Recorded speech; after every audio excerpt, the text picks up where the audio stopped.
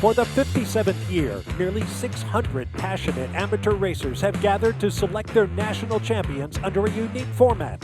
One race, winner take all. And for the first time in 7 years, their stage is America's National Park of Speed, Road America.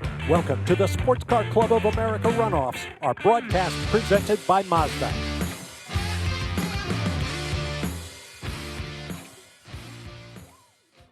What could be better than a beautiful fall afternoon in eastern Wisconsin? Spending it at one of the world's greatest racing facilities, the 4-mile fast sweeps of Road America. Hi, everybody. I'm Bob Varsha. Tom Gorman is alongside Hayward Wagner down in the pit lane. This is the SCCA National Runoffs. 26 classes in all. A good crowd on hand considering the conditions. And we continue our march through the 26 classes that will crown national champions. One race, winner take all. Up today, B-Spec, a class that you know very well, Tom. Yeah, I was fortunate to spend a lot of years racing in this class, and these are subcompact cars, all less than 15 years old, with the most minor of race preps done to them. You can see a field of Mini Coopers, Honda Fits, Chevrolet Sonics, Mazda 2s, and more. And these guys get to spend quite a bit of time lapping the 4 miles of Road America. The slowest class in SCCA road racing, but absolutely by far not the least interesting. This will be a great race. Well, they're probably the fastest they've ever been. No fewer than 9 drivers dipped under the old qualifying lap record. For more, let's get down to the pit lane and Hayward. Morning, guys. As Tom alluded to, B-Spec is all about racing, and we're going to see a great race with a lot of variety of cars in the front of the field. On pole, David Daughtry. He is the veteran of this class. He's a 9-time national champion, one of the most successful drivers in SCCA Runoffs history. Right behind him, a kid, Riley, 17 years old. There's nearly 40 years of life experience difference between these two drivers. But when it comes to race experience, Riley's now in his 3rd runoffs. He started off as a 14-year-old road racing out of Southern Texas. The big story, though, in this race is going to be strategy. If you talk to the very front of the grid, they say the top 4 are working together. If you talk to the back of the grid, they say the top 6 or 8 are working together. These guys are going to try to keep as many cars in contention for as long as they can. The word on the grid is lap 10 is go time. That's when nobody has friends anymore. That's when everybody's going for the win. The cars I would keep a look at are 3 and 4. Those Chevy Sonics, as Tom likes to call them, the big block cars. Those guys are from the same team and will definitely be working together to try to take down the rest of the field. Thanks, Hayward. That would be lap 10 of 13 as we run in each of the finals here at the SCCA Runoffs. Our broadcast is presented by Mazda, and you heard the whistle.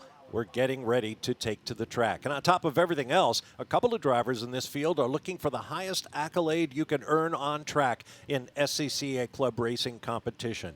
Joe Gersh and Chris Taylor each have a shot at what's called the Super Sweep. That is a win in the championship within a championship, the Hoosier Super Tour, a points championship there, a conference championship in what's known as the Majors Tour, and a win here in the one race for a national title Runoffs. If those two, either or both of them, can pull it off, they will have completed the sweep.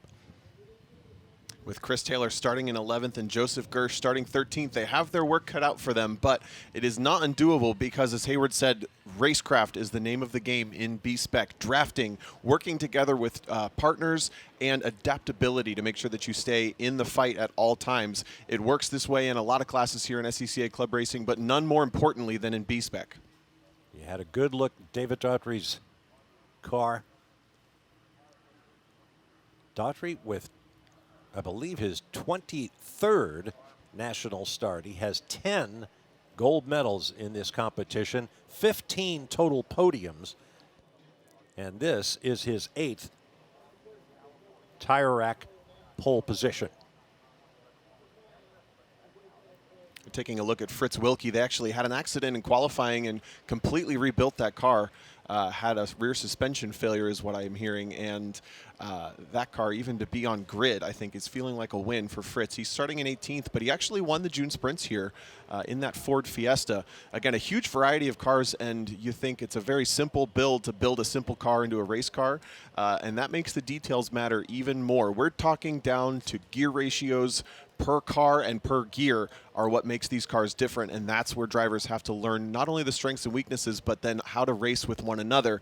Hayward joked a little earlier that the Chevy Sonic is the big block car. That is a 1.8 liter screaming motor in the front of that, and we're all the way down to 1.5 liters in some of the Honda Fits. So only 0.3 liters of displacement between the biggest and smallest engines, but those details really matter in B-Spec.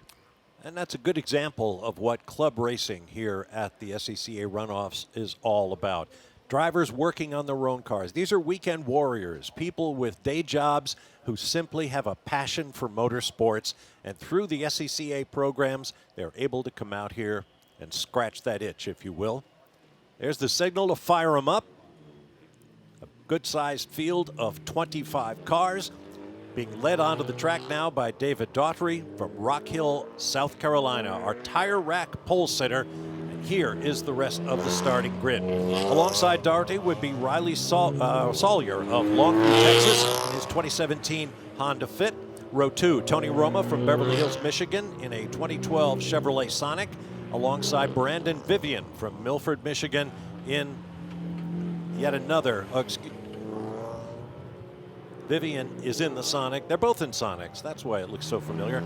Down on row 3, John Phillips from Sealy, Texas, is in a 2008 Toyota Yaris. Rick Harris from Topeka, Kansas, a 2013 Mazda 2.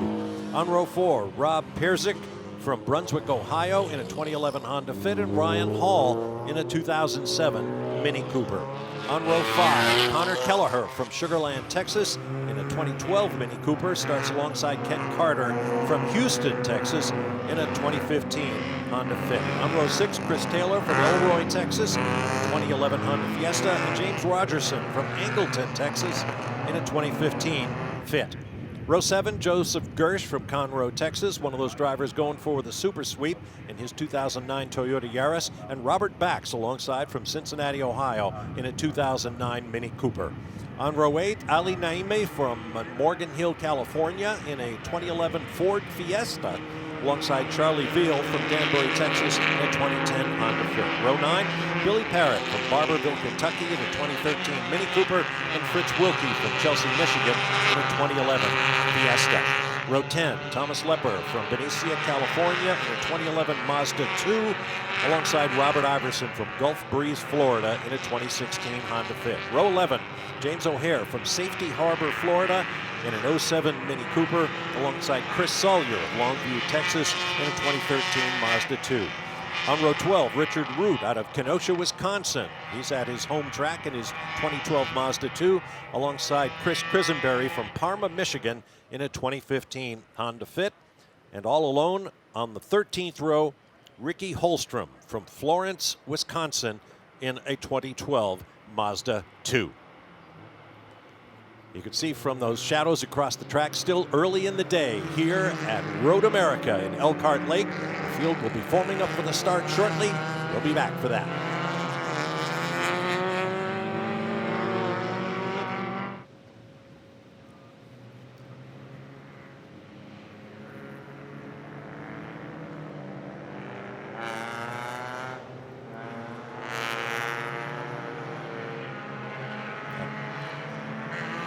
Now, if you're a veteran viewer of these runoffs, you know that special qualifying awards were handed out during 2 of the 3 qualifying days.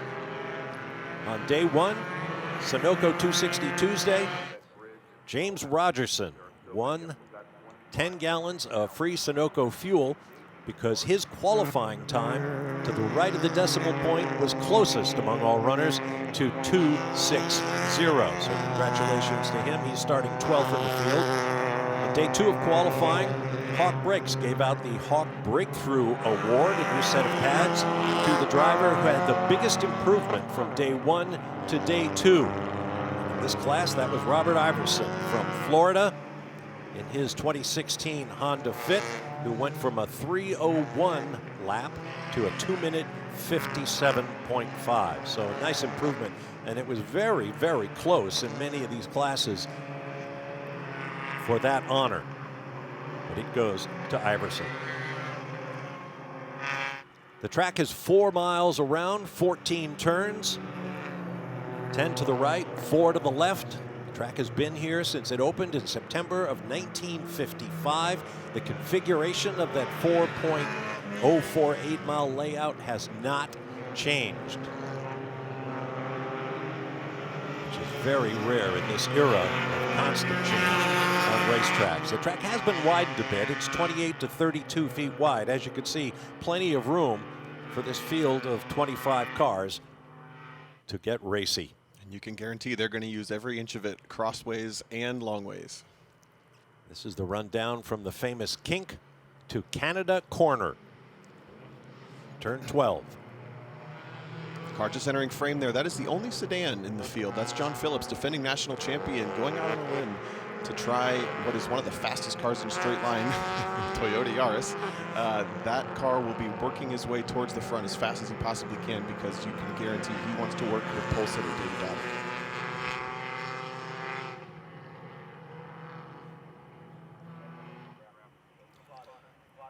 Out of turn 13, the uphill Billy Mitchell bend.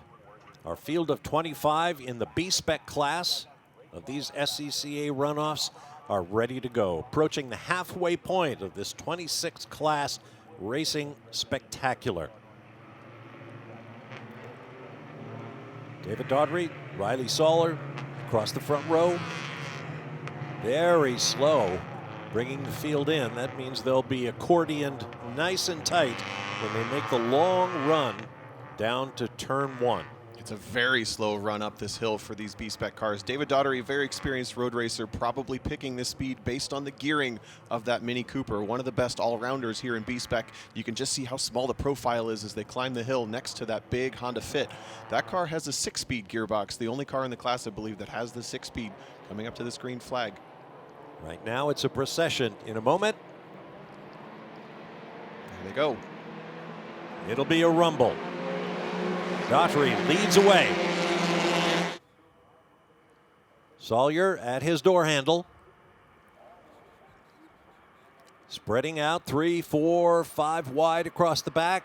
Looks like Daughtry will have the advantage as they come up to this right-hander. It's nearly dead even as they turned in, but David Daughtry is able to close the door and claim the lead just in front of Riley Sawyer. These two work together in qualifying, but look at them, 3 wide back in the back of the frame. This front end is starting to string out, and they're going to want to get single file as fast as they possibly can. Remember, teamwork and drafting is the name of the game for the first 10-ish laps of this 13-lap race.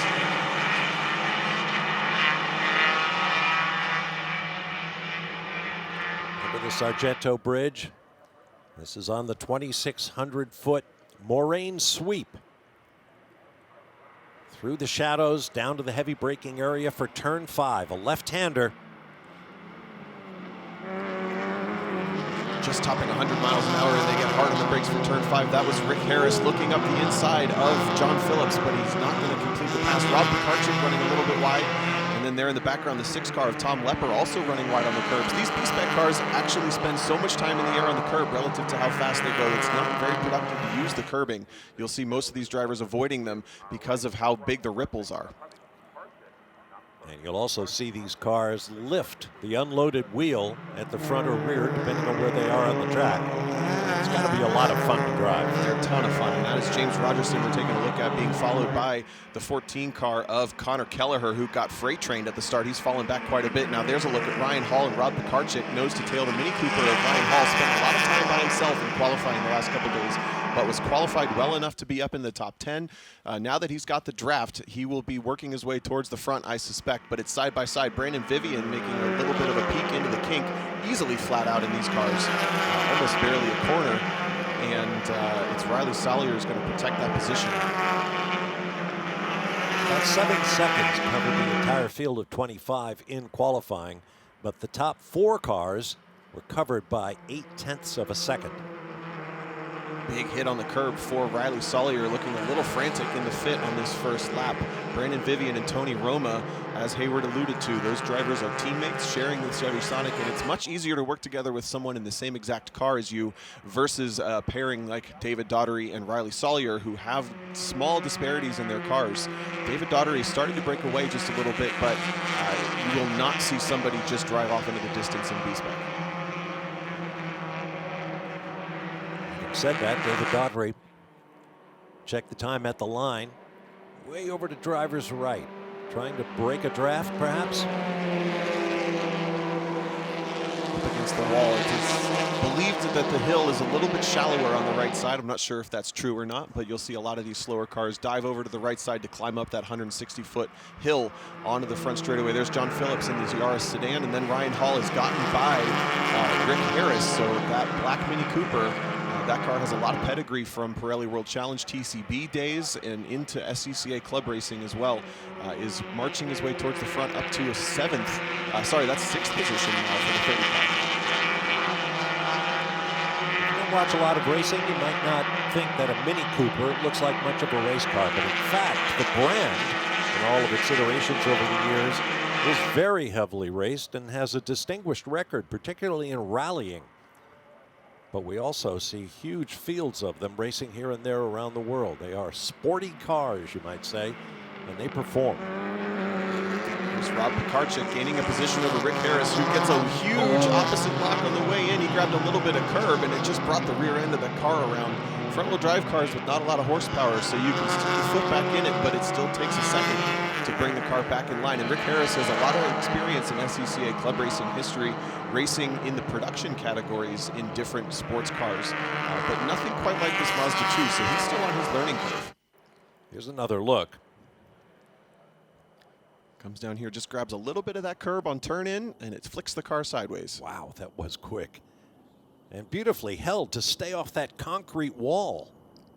And not much time lost either. That is a good save from Rick Harris. And here at the front, struck out a little more than we expected. Looks like David Daugherty has really good pace in that Mini Cooper. And he's been a big cheerleader of this class since its beginnings. Kind of shifted into a resurgence the last couple of years, capping 30 cars at times at the Runoffs, which is a large field for club racing. But it's a 4-car breakaway at the front. You see Riley Sollier now pushing David Daugherty in the bump draft down to Canada corner. All of them covered by a second.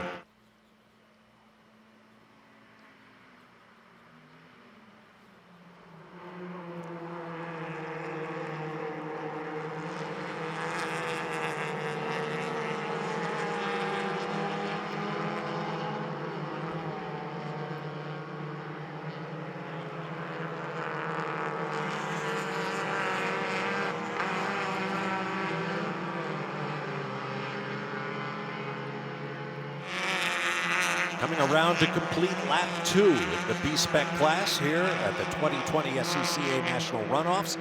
Bob Varsha with Tom O'Gorman.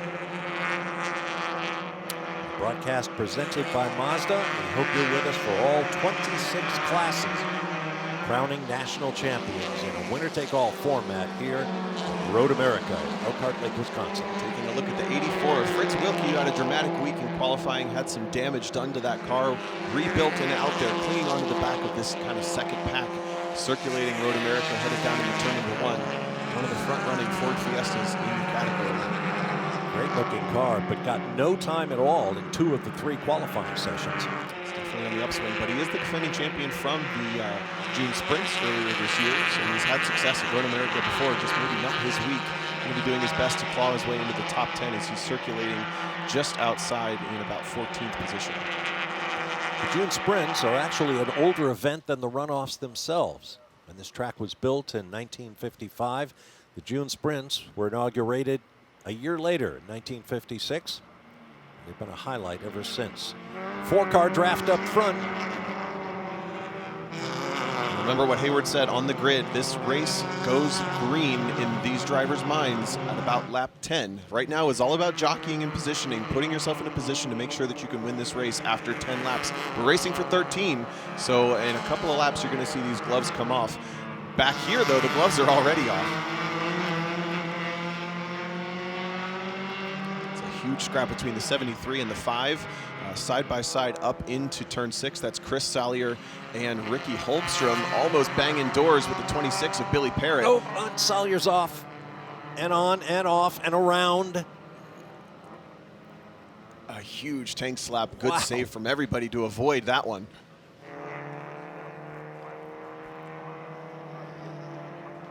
These are the cars that survived that contretemps.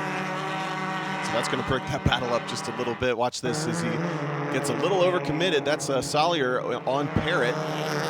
Looked like the steering just kind of got away from him. Maybe lost track of where his hands were on the steering wheel and started veering off to the left. Tried to yank it back on the track, but was already in the grass and goes for a tank and a slap and another tank and another slap. Right. That was quite something. But no harm, no foul. Away we go. Car number 6, Thomas Lepper, from the San Francisco region of SCCA competition.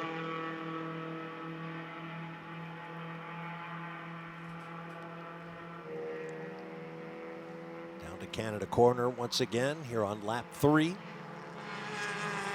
The car has a cool history. It's actually previous owners, I believe, were a father-daughter duo that were racing in B-Spec. Neither of them are in attendance, but that car has moved on and continues to race in B-Spec in their honor and at the hands of Thomas Lepper.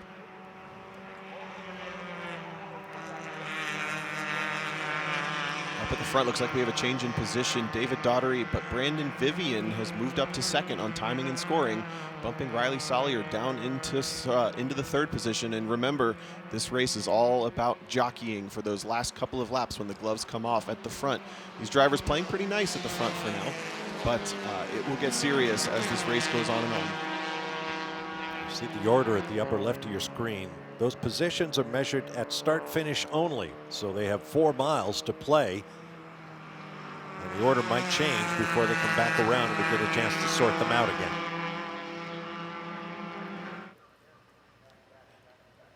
And there it is. Brandon Vivian in the Chevy Sonic is now in the second position, and they took a quick moment to exchange those spots, but they have to make sure that they don't lose touch with David Daugherty when they're exchanging positions like that. Every attack in a B-Spec car loses you significant time because they're really not that great at anything. They're not the best handling cars. They absolutely don't have the most power, but they are a blast to race, and they create this really interesting dynamic within the race between each car. But again, you have to be careful not to lose too much time because they do not recover very well.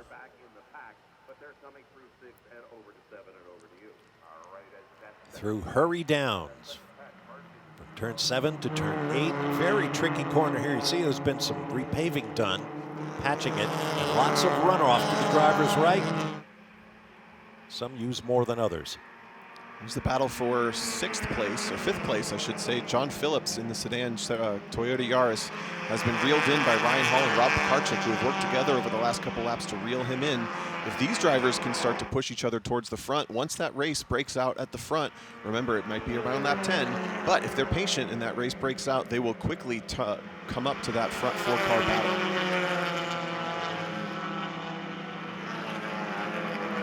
Flashing through the shadows, the famous kink. Concrete walls close by either side. And now down to Canada corner. That Toyota Yaris, one of the fastest cars in the class by itself in its own right. So if Ryan Hall can tuck that little Mini Cooper up beneath the sleeker body of the sedan with the Toyota Yaris, those cars stand a good chance to be a good pairing to work together. David Daugherty in a very similar Mini Cooper at the front. So all of these cars have a pretty similar spec, very limited to the shock and spring modifications they can do. They all have to run a very similar tire, very minimal adjustments, which makes driving them and racing them that much more important. You mentioned earlier they have to be very leery of the curbing, especially so now that NASCAR is a regular visitor here to Road America. The curbs have been raised a bit to make a bigger impression on the big, heavy, fast stock cars. In fact, NASCAR's flagship Cup Series is planning to come here this year, and it's practically a sellout as we speak.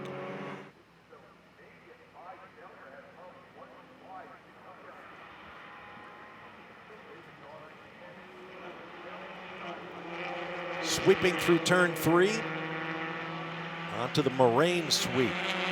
Midfield straightaway, it is not exactly straight.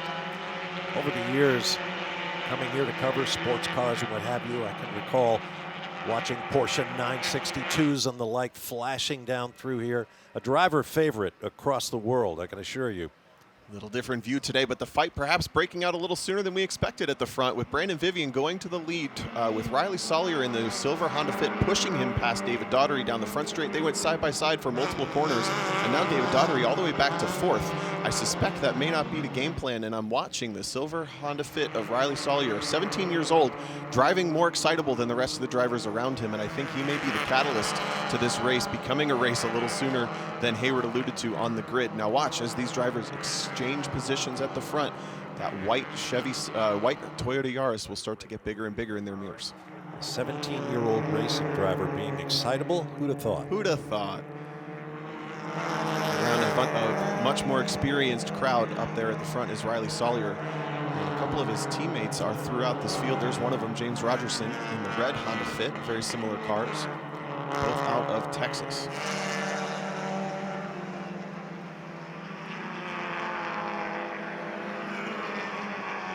Good-looking livery on that car. James Rogerson, representing the Houston region. His 9th appearance here at the Runoffs. He's yet to reach the podium, but the dream lives on. And they're working on chasing down Kent Carter, who is in another one of those newer Honda Fits.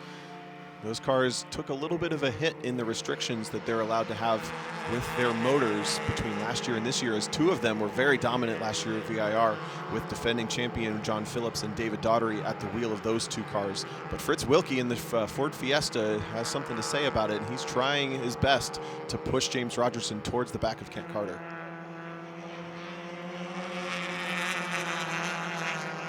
Turn 13, now this is 14. Important to get through it quickly because it leads to the long straightaway. You want the revs up.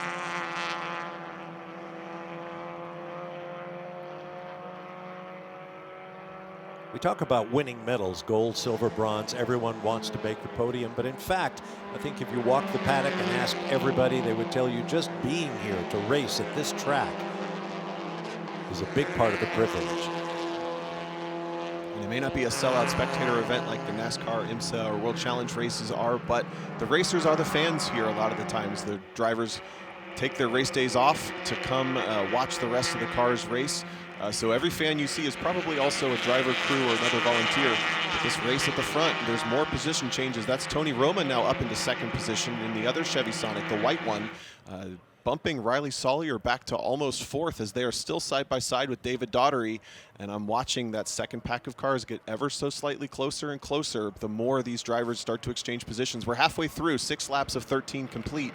Tony Roma deep on the brakes, runs a little bit wide, and Riley Sawyer drops off the back of this battle as David Daugherty goes through the 3rd. Daugherty got out of the slipstream coming out of turn 3 right away. You knew he wanted to move forward. And he manages to pick up a spot with that left rear wheel waving in the air. Saves on tire tread. Certainly does, exactly. Rotating these tires, you really only go through fronts on these B-Spec cars.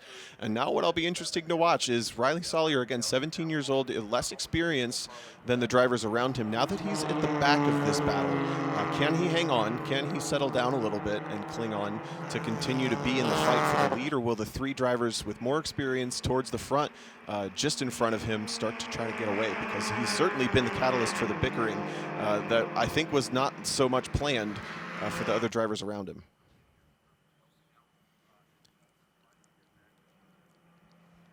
Daugherty up very, very tight on Tony Roma as they go through the kink. Does Daugherty have a move in mind down to Canada? I don't expect to move this lap, but what I do think we might start to see is testing whether or not you can make a run up the front straightaway back to start finish from turn 14. If you can make that run on the very, very final lap or not, it determines whether you want to be in the lead or be in 2nd place coming into that corner on that final lap. Look at Sawyer still pushing so hard. Boy, that is a very dicey move. There's a drop off into the dirt at the end of that pavement and curbing. And in these little cars, that would be quite a shock. Not only for keeping control of the car, but you're risking a mechanical failure every time you go off like that. Again, Riley Sawyer dropping off, and he's fortunate because he has 3 cars to draft. He can make some mistakes and get away with it, but eventually if he loses that draft, he's going to drop like a rock back into the battle for 5th place, still being led by John Phillips. Now look at the teammates in the Chevy Sonics working together. Brandon Vivian and Tony Roma starting to push each other and even dropping away from David Daugherty a little bit. Just slightly.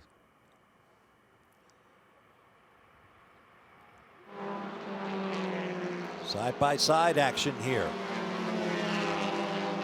This is Joe Gersh and Connor Kelleher. And Kelleher started 9th. He's dropped down to 13th. And they just got driven straight by the 4 car of Robert Iverson. And Iverson, I think, was our Hawk winner. But, he misses turn 1, though. I was about to say, where'd all that speed come from? It looks like he took a bigger double handful of it than he needed down there in 1. Great action here in the B-Spec class, and more to come. Today's broadcast of the SCCA Runoffs is brought to you by Mazda. Feel alive. When the finish line calls, we answer. Hit the road with insurance protection from Haggerty. Whether you drive a built racer, sports car, or exotic, and save an average of $264. Get a quote today at Haggerty.com.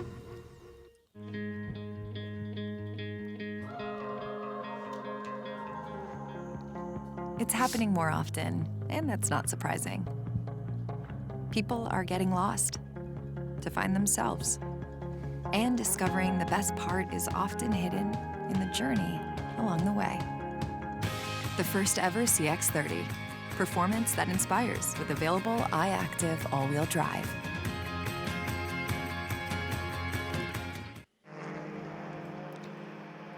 Back at Road America, the B-Spec action continues. Long sweep down through the carousel for this group of 4.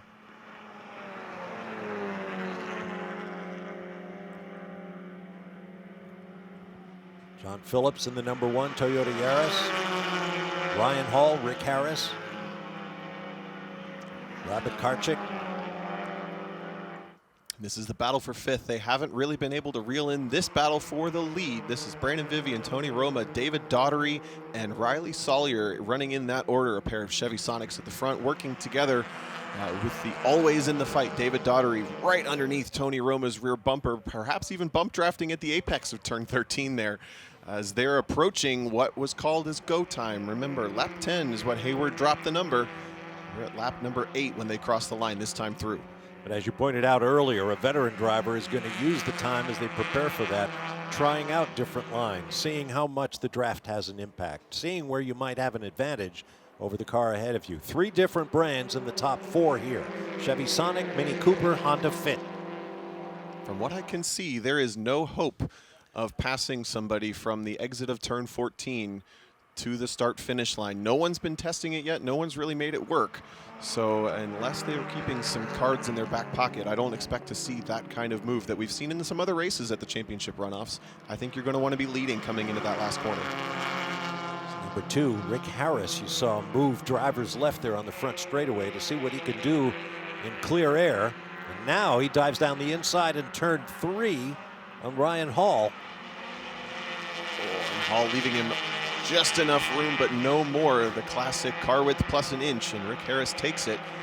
Going to move up, and you can see the gap. 2-3 car lengths advantage now for John Phillips at the front of this. Every exchange in B-Spec is worth a lot of racetrack currency. And Ryan Hall coming back almost in the grass.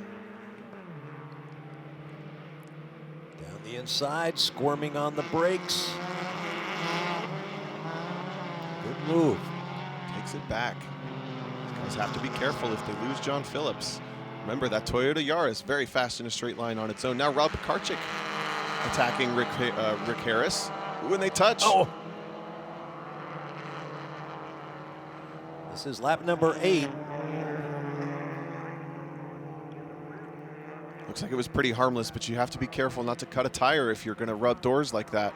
They got tangled for just a moment, but they're back to single file. Rick Harris, remember, is still learning how B-Spec racing works. Got a little racy for a moment, and now maybe realizing that that wasn't the right time as he's lost touch with Ryan Hall and John Phillips just a bit, battling for 5th. Through the carousel, which falls away as you make your way through the corner. You keep your right foot down as far as you dare. Hope the car stays under you. Now through the kink. Still bathed in shadow. Then into the sunshine. En route down to Canada Corner.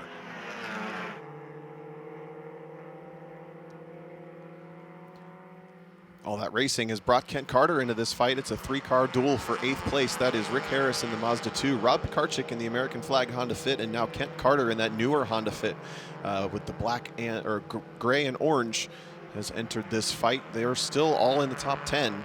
The top 10 at the runoffs is not insignificant, so every position counts. With John Phillips getting a little bit of a break in the number 1 car. He's your defending champion, but switching from the Honda Fit to the Toyota Yaris this season. Ryan Hall is going to work his way back up towards the back bumper as the leaders continuing to let this battle simmer just a bit.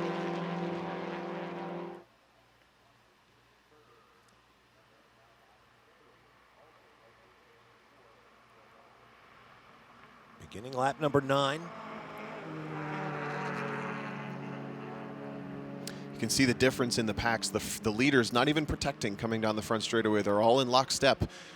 The next pack, all the way up against the wall, defending down the front straightaway and giving themselves an out to protect into turn number 1. So this second pack of cars racing for 5th through 10th, what is now 5th through 10th. Yes, yep. Those drivers, the race is absolutely on back here as Rick Harris continues to protect from Rob Pekarczyk. Meanwhile, the top 4 have opened up a gap of 9 seconds from 4th place Riley Sawyer to 5th place John Phillips. And that's what 9 seconds looks like on the straightaway. Covers nearly the entire distance as the lead pack comes down into turn number 5. And the Chevy Sonics, remember, those are a 1.8 liter in the front of those cars. They make a little bit better torque, but run out of steam towards the top of the gearing. So they're not the fastest in a straight line, but they are absolutely the fastest in the first 100 yards off the corner, which makes them very good for racing. The Mini Cooper and the Honda Fit are a little bit more all-rounders. So they can run a lap, especially in a draft. They're very fast, but they may not be able to defend if those Chevy Sonics continue to work together like this.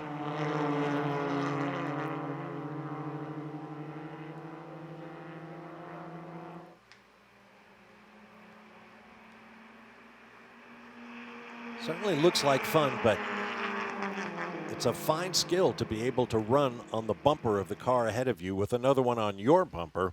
You can't see the road ahead. A lot of trust between these drivers. As you said, that's a very good point, to trust that they're going to do exactly as you expect.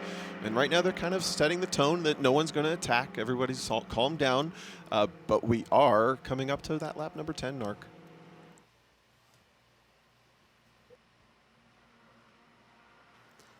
Down to Canada Corner, we have a challenge for 5th place.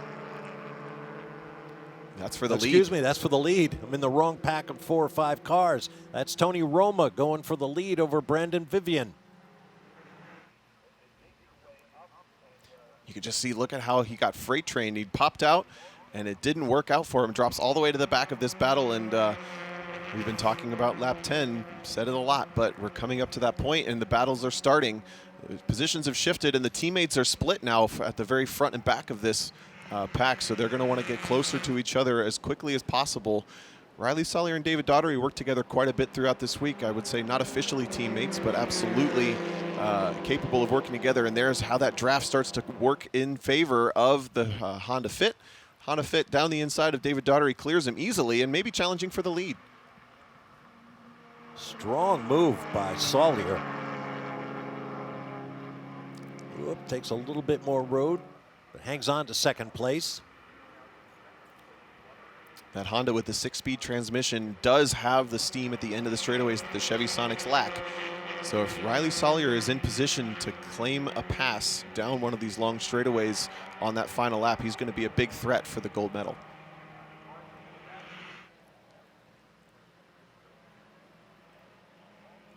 I'd love to know what's going on in the heads of these drivers.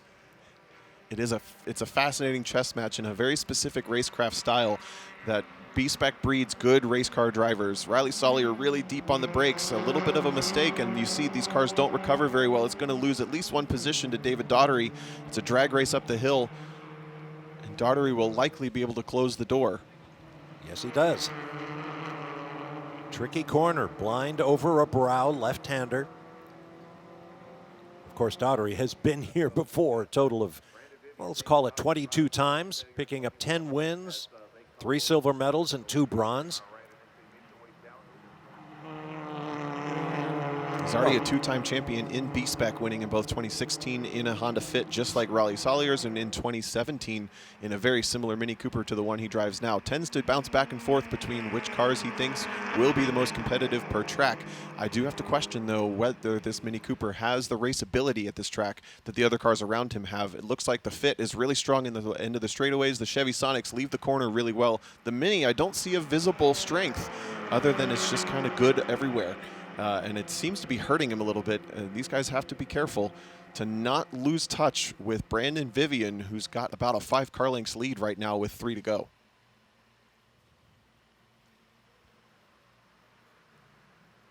The clock is ticking. Look at that gap back to the next group. You can almost count them 12 whole seconds before John Phillips pops into frame. There he is with a shove from Ryan Hall down in the Canada corner. I wonder if this group is resigned to battling over that 5th place spot, or if they have dreams of moving forward. Unlikely at this point, given what the top 4 have shown. You're looking at 5 B-Spec regulars, minus Rick Harris in the middle. That's Mazda 2. He's a newcomer to the field, but I think the rest of them kind of know to be resigned to the fact that 5th place is the best they're going to do, barring any major dramas at the front, so they're going to race on. But they're almost racing the exact same way the leaders are. They're going to wait until that very, very specific opportunity to get a lead, but John Phillips still feeling defensive all the way out to the pit wall the moment he tracks out of turn 14.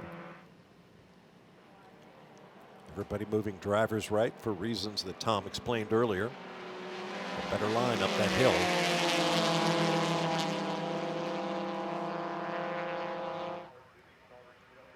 Meanwhile, back to the front.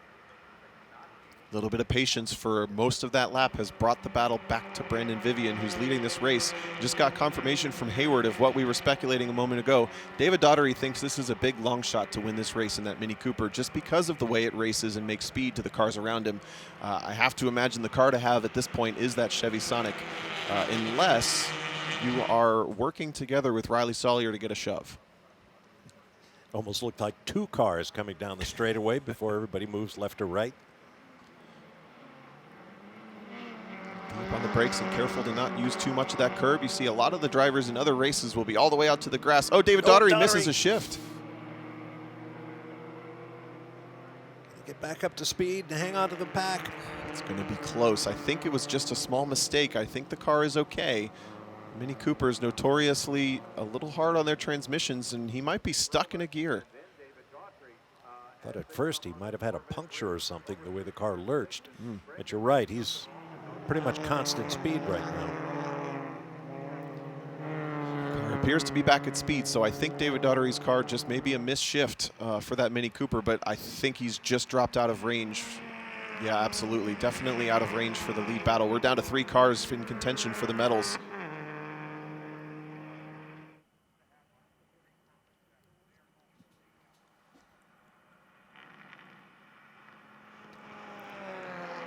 Heading to the infamous kink at Road America. The order is Brandon Vivian.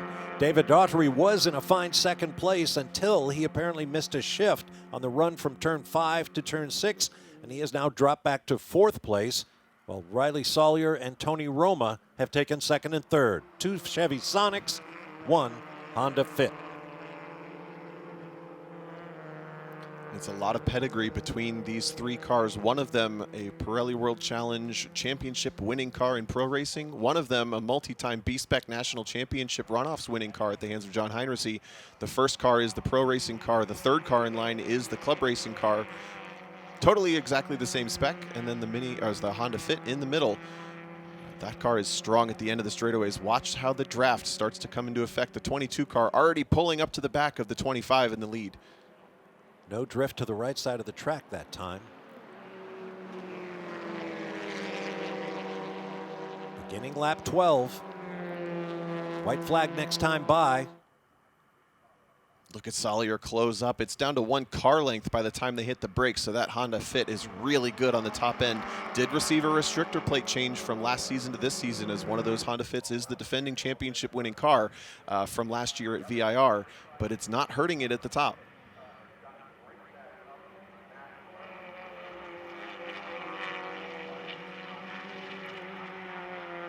Got to be heartbreaking for David Daugherty to be so competitive for so long. And oh, what do we have here? Engine? Looks like it. That's Yes, the it 5 does. car. Ricky Holmstrom, who had made up a bunch of positions after starting in the very last place. Really unfortunate to see. It looks like an apparent engine expire. Wow. Question becomes, is there anything on the surface through the kink? That's a hairy moment. We've seen that catch other drivers out already this week. Oh, yeah. Oh, man. Yeah, he's killing bugs all the way down from the kink to Canada corner. And making it even worse, home race for Ricky Holmstrom. He's from Florence, Wisconsin, racing out of the Milwaukee region.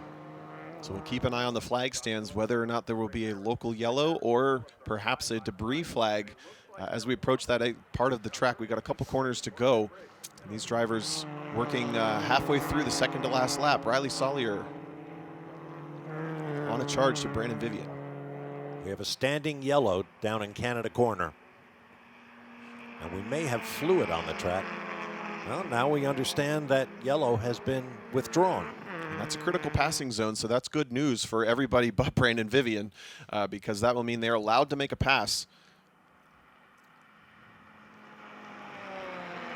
Vivian controlling the pace of this race well. Looks like that Chevy Sonic is handling pretty well, which it's actually not known to do. The Honda Fit typically known as the better handling car, but looks like Riley Sollier is having a hard time keeping up anywhere but at the end of these longer straightaways. There you see he starts to close up. This is where we would have been under a local yellow. I don't see any yellow flags in the peripheral vision of anybody, so we're green flag racing.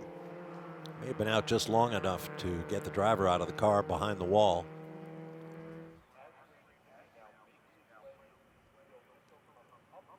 Okay, gentlemen, time to show us what you've got. Coming to the white flag here in the B-Spec class at the Runoffs. Ooh, Riley Sollier had a big cross-up. It looked small, but in the car, that was big, and he lost a bunch of ground on Brandon Vivian. The question is, does Tony Romo give him a push? No, Tony Roma pops out in the Chevy Sonic trying to go for second place. Wrong time, guys. It's only the white flag. They are assured of a medal. The question is, what will the color be for Vivian, Sollier, and Roma? Smart move by Roma to pop back in. Look at this scrap. This is for 5th and 6th. Rick Harris with a run in the Mazda 2 up the center, but runs out of steam in the middle of the straightaway. And now the Honda Fit on the outside of Rob Pekarczyk will take that 6th place. The next Honda Fit, a newer generation, also sweeps around the outside. Kent Carter in the gray and orange. John Phillips still holding down that what is now 5th position. Rob Pekarczyk was the big gainer, goes all the way from the back of this pack up to 2nd. That's 6th place.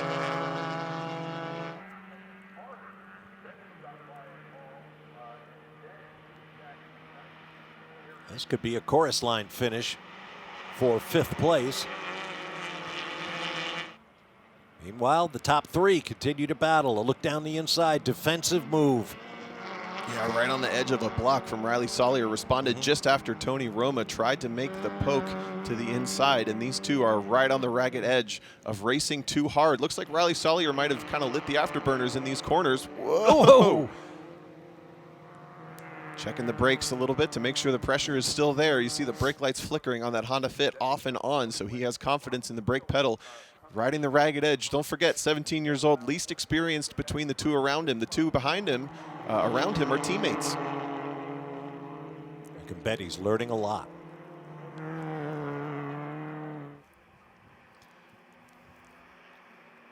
Entering now into what is basically the longest straightaway on the track for these cars, because they're absolutely pedal to the metal. No lifting for the carousel, no lifting for the kink, capping out at just over 110 miles an hour before they hit the brakes into Canada corner.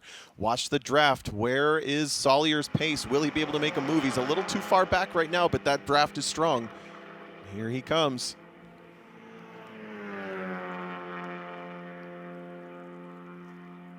Looks like he moved to the right. Yes, he did, coming alongside.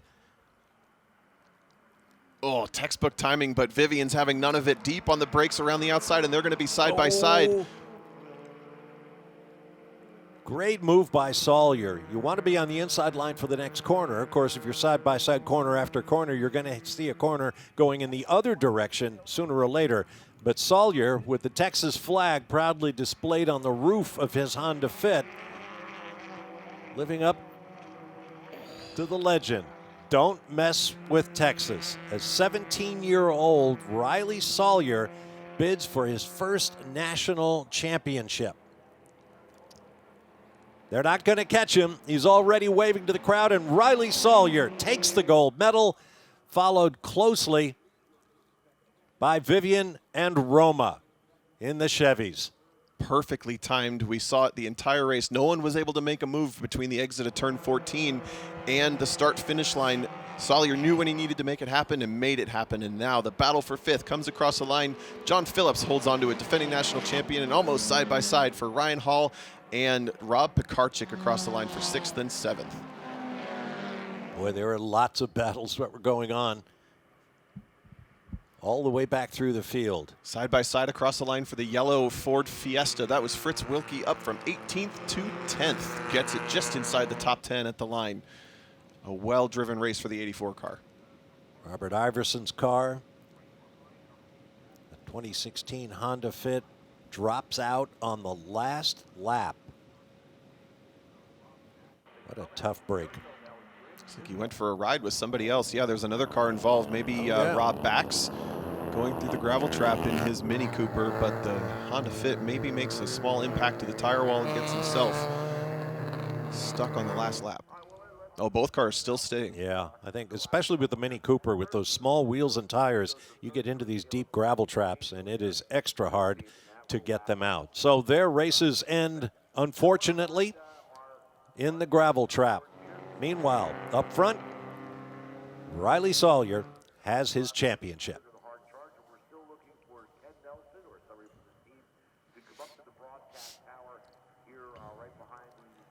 Looking forward to hearing from Riley Sawyer.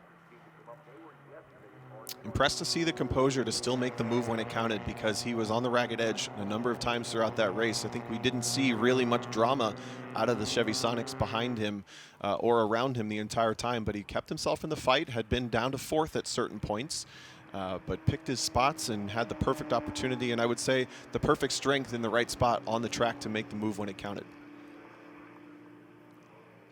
His best performance in these runoffs came last year at Virginia International Raceway, where he finished fourth in H production. But now he not only has his first podium, but his first runoffs gold medal.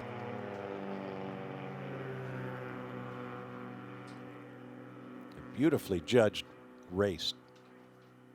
Making his move into Canada Corner, having to work hard to make it stick, and then fending off all comers through turn 14 and up to the finish line.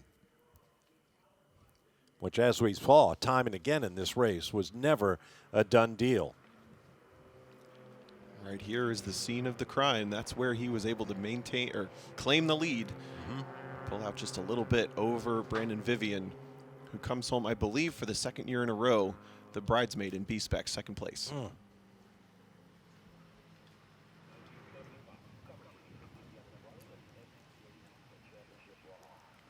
And spare a thought for David Daughtry, the veteran with all of those championships and podium finishes, all of those starts here at the biggest event in club racing. And that one moment coming off turn 5 where he suffered a problem and dropped out of that 4-car battle for the lead. Yeah, a missed shift is not always the end of the day in some of the classes, but in B-Spec, it's absolutely part of it. And even now in current racing, a lot of cars have the paddle shift transmission, sequential gearboxes. These cars, proper H patterns, you still got to grow them.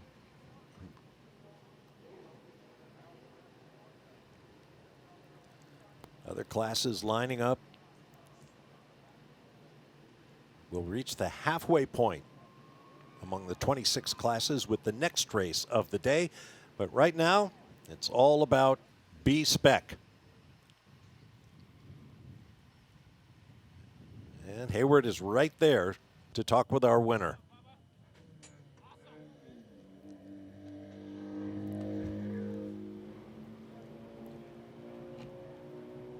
Beautiful sunshine bathing Parc Fermé as our B-Spec podium finishers, Riley Sawyer, Brendan Vivian, and Tony Roma, are gathered.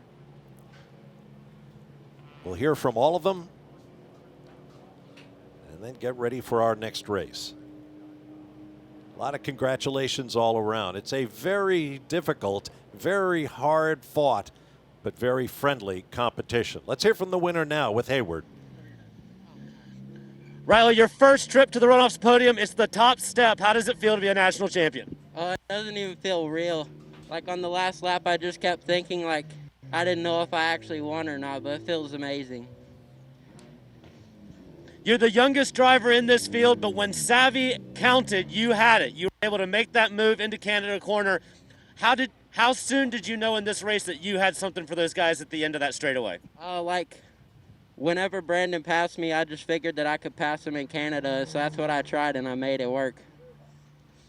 I got a funny feeling you have a few people to thank. Yeah, I have to thank my grandpa right here. He made sure I could do all this. MSR Houston, G-Lock Brakes, SCCA, and just everyone here. Well, congratulations to you. Congratulations to your grandpa. I know he worked real hard to get you here. Enjoy your victory lap. Thank you. Looks like Grandpa can't wait to congratulate our new national champion. Chris Sawyer must be very proud. Final results, Riley Sawyer over Brendan Vivian and Tony Roma in a hard-fought battle. David Daughtry was there until a few laps to go when he fell back. John Phillips won the battle over Ryan Hall, Rob Pikarczyk, Ken Carter, Rick Harris, and Fritz Wilkie. And those times tell you everything you need to know about that battle for 5th through 10th place. So there you have it. A win for a young kid who no doubt has a big future.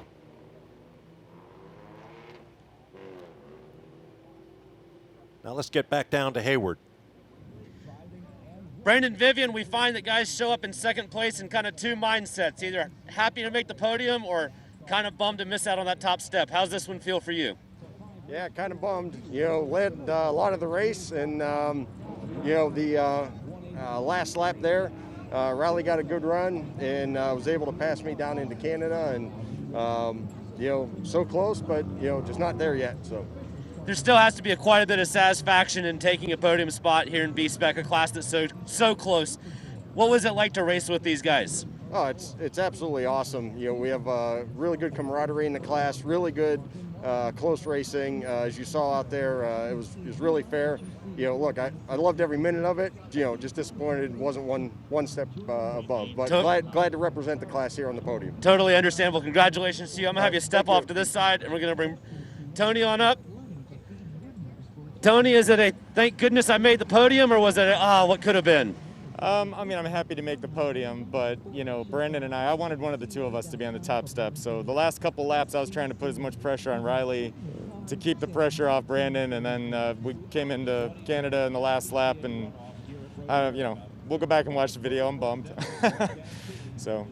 It looked like you guys stuck with the strategy pretty well. Wait for lap 10 and then go. Yeah. What was the communication like between drivers in those first 10 laps? Honestly, we didn't say much, just the traditional hand signals for bump drafting and stuff, but I probably, in hindsight, made a mistake pulling out on Brandon when I did. I had a bigger run the couple of laps before, and I could have cleared him before the brake zone, and that lap I didn't, and so that kind of screwed up everything, and so anyways, it's all good. Well, that's racing, and specifically B-Spec racing. Exactly. Congratulations to you on the bronze. Thank you. 2 points about those interviews. You heard that, in fact, as Tom O'Gorman pointed out, the two Chevy Sonic drivers were working together, but they could not hold the silver 22 back. But look at the start. David Daughtry led them down to turn 1, looking for his 11th national championship. And as you see, Riley Sawyer slotted into second place. And the battle began. Lots of close nose-to-tail racing, lots of dicey moves, including this one by Rick Harris, who not only kept it off the concrete, he was able to get back on track, losing only track position. Contact here, watch this ride.